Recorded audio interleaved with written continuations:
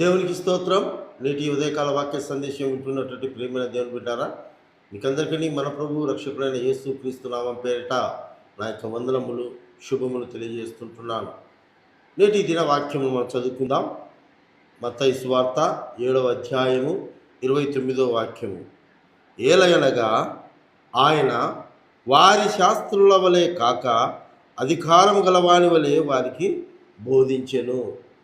ప్రియమైన దేవుని బిడ్డలారా, ఇక్కడ యేసుక్రీస్తు ప్రభుల వారు అధికారం గలవాని వలె కూడి వచ్చిన జనసమూహంను ఉద్దేశించి బోధించినట్లుగా మనం చూస్తామండి.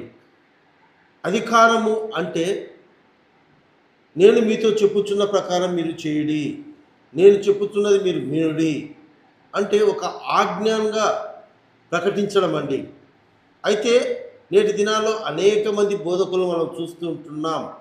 ఫలానా వాళ్ళు ఈ రీతిగా చెప్పారు, ఫలానా వాళ్ళు ఈ రీతిగా రాశారు అని పరిశుద్ధ గ్రంథంలో కూడా గమనించినట్లయితే శాస్త్రులుగా పిలువబడుతున్నటువంటి బోధించే వాళ్ళు ఆ మోసే ధర్మశాస్త్రంలో ఈ రీతిగా ఉంది, గడిచిన మన ప్రవక్తలందరూ కూడా ఇలా ప్రవచించారు, ఇలా చెప్పారు, ఇలా చేయమన్నారు అంటే ఒక వారి మధ్యవర్తి యొక్క మాటల ద్వారా వాళ్ళు బోధించినట్టుగా మనం చూస్తామండి. అయితే యేసుక్రీస్తు ప్రభుల వారి యొక్క బోధన ఎలాగుందంటే ఒక అధికారుని వలె నేనే సమస్తమును, నేనే అధికారం కలిగిన వాళ్ళను, నేనే తీర్పు తీర్చేవాళ్ళను, నేనే సృష్టికర్తను అన్నట్లుగా దేవుడు వారికి బోధించాడండి.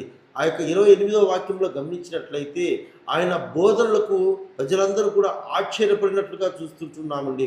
ఆశ్చర్యపడడం అంటే వారు మునుపెన్నడూ కూడా ఏ మనుషుడు కూడా మాట్లాడనటువంటి, ఏ మనుషుడు కూడా తెలియపరచినటువంటి అనేక మర్మాలతో కూడినటువంటి మాటలను యేసుక్రీస్తు ప్రభువు వారు తెలియచేశారండి.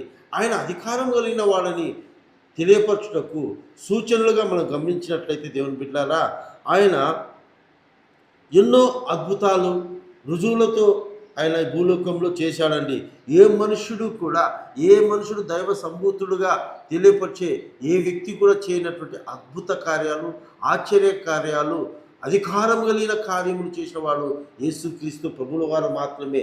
ఈ భూలోకంలో ఏ మనుషుడు కూడా ఈ నేటి వరకు కూడా యేసుక్రీస్తు ప్రభుల వారు చేసిన కార్యములు చేయలేదు. అందుకే ఆయన అధికారం కలిగిన వాడు అంటారు. ఆయన ఎలాంటి అధికారం కలిగిన వాడంటే ప్రకృతి మీద అధికారం కలిగిన వాడు.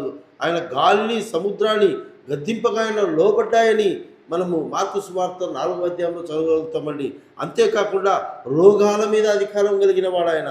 కుష్ఠరోగి, గుడ్డివాడు, చెవిటివాడు మాటతోనే వాళ్ళు బాగైనట్లుగా మనం చూస్తామండి. అంతేకాకుండా దయ్యాల మీద అధికారము, దయ్యాలే వాళ్ళు వెళ్ళిపోతూ సర్వోన్నతుడైన కుమారుడా అని చెప్పి వాళ్ళు సంబోధిస్తూ భయపడి ఉరుకుచు విడిచిపోయినట్లుగా మనం చూస్తామండి. అంతేకాకుండా మరణం మీద అధికారం కలిగిన వాడు ఆయన. ఎవరు చేయలేని అద్భుత కార్యం అండి ఇది. ఎవరు చేయలేనటువంటి అధికారం కలిగినటువంటి కార్యం ఇది. చనిపోయినటువంటి వారిని కుళ్ళిపట్టి 3 దినములు శవముగా సమాధి చేయబడినటువంటి లాజర్ను సమాధి నుంచి బయటికి రావడంగానే ఆ యొక్క సజీవుడుగా లేచి వచ్చినట్టుగా మనం చూస్తాం. అంతేకాకుండా యాయిరు కుమార్తె ఒక విధవరాని కుమారుడు ఈ రీతిగా చూసినట్లయితే ఆయన చనిపోయిన వారిని కూడా ఆయన బ్రతికించినట్లుగా, కుళ్ళినటువంటి వారిని సజీవులు కానటువంటి మృతతుల్యమైనటువంటి శరీరాల్లో కూడా జీవాన్ని పోసినటువంటి శక్తి కలిగిన దేవుడు అండి. ఆయన సమస్త అధికారం కలిగిన దేవుడు అండి. ఆయనకు తీర్పు తీర్చే అధికారం ఉందండి. ఆయన అంటాడండి, దేవాలయంలో వ్యాపారం చేసే వాళ్ళ దగ్గరికి వెళ్ళి నా తండ్రి ఇంటిని మీరు దొంగల గుహగా చేస్తారని వారి మీద అధికారంతో కొరడాతో వారిని గద్దించినట్టుగా మనం చూస్తామండి. అంతేకాకుండా పరలోకమందు నాకు భూమి మీదను నాకు సర్వాధికారం ఇవ్వబడినదని మత్తయి సువార్త 28వ అధ్యాయం 18వ వాక్యంలో మనం తెలియపరిచినట్టుగా చూస్తాం. సాక్షాత్తు దేవాది దేవుడే ఆ భయోద్ధాన నదిలోంచి బాప్తిజం తీసుకొని యేసుక్రీస్తు ప్రభువుల ఒడ్డుకు వచ్చేటప్పుడు ఇదిగో ఈతనే నా ప్రియమైన కుమారుడని సాక్షాత్తు దేవుడే సాక్ష్యం ఇచ్చాడండి. కనుక ప్రియమైన దేవుని బిడ్డలారా, ఈరోజు నీవు ఏ మనుషుని యొక్క అధికారంకి భయపడాల్సిన అవసరం లేదు. ఏ మనుషుని యొక్క మాటకు నువ్వు ఇది చేయాల్సిన, నువ్వు లోబడాల్సిన పని లేదండి. యేసయ్య మాటకు మనం భయపడాలి. యేసయ్య అధికారానికి లోబడాలి. ఎందుకంటే సర్వాధికారి యేసయ్య. ఆయన నీ బాధను, నీ రోగమును, నీ వేదనను, నీ వ్యసనాన్నంతటిని కూడా చూసినటువంటి దేవుడండి. ఆయన్ని ఆశ్రయించినట్లయితే, ఆయన నమ్ముకున్నట్లయితే సర్వాధికారం కలిగిన యేసయ్య సమస్తం నుంచి నిన్ను విడిపించి నీ కుటుంబంలో, నీ జీవితంలో, నీ సంఘములో ఆయన నిన్ను సమాధానకరంగా ఉంచుతాడు. ఆయన మనుషుల వల్లే బోధించేవాడు కాదు, అధికారం కలిగిన దేవుడు వాడి వల్లే బోధించే దేవుడు కనుక ఆ యొక్క అధికారం కలిగిన దేవుని చూసి కార్యంలో మనం గ్రహించిన వారముగా మనము ఆయనకు లోపడదాం. అట్టి కృప పరిశుద్ధాత్మ దేవుడు మనకందరికీ దయచేయునుగాక. ఆమేన్.